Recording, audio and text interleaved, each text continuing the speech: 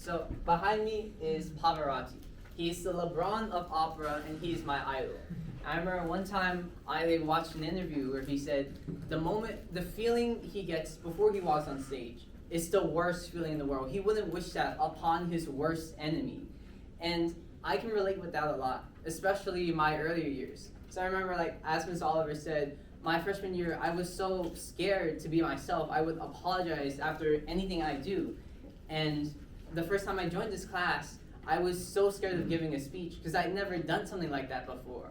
But I remember I saw Eamon's speech. It was the first one I'd ever saw, and I saw how happy and comfortable he was, and I was like, wait, I feel like I can do this.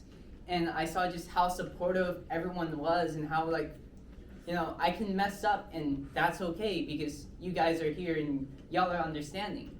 And that problem kind of came back again for this speech because I thought, oh, this is my senior speech. This is my last thing. It has to be big. It has to be good.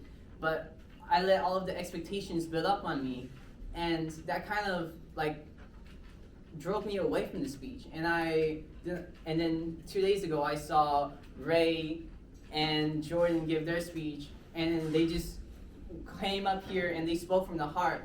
And I was like, I can do this now. I feel it again.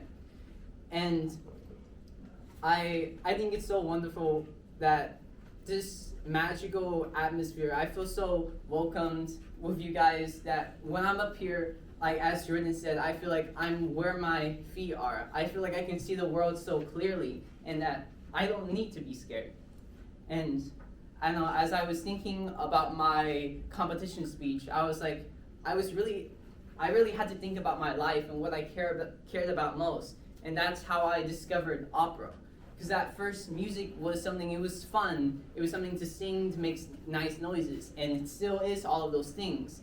But then I realized, I recalled all of the times I was sitting in this desk, all of the shows I went to, and I remembered how connected I felt seeing someone up on stage, having a conversation, doing all of this music, and I realized just how powerful that can be.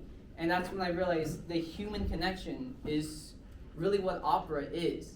And that's something I see myself doing for the rest of my life. Because I know how much what it has done for me, and I want to keep on doing it.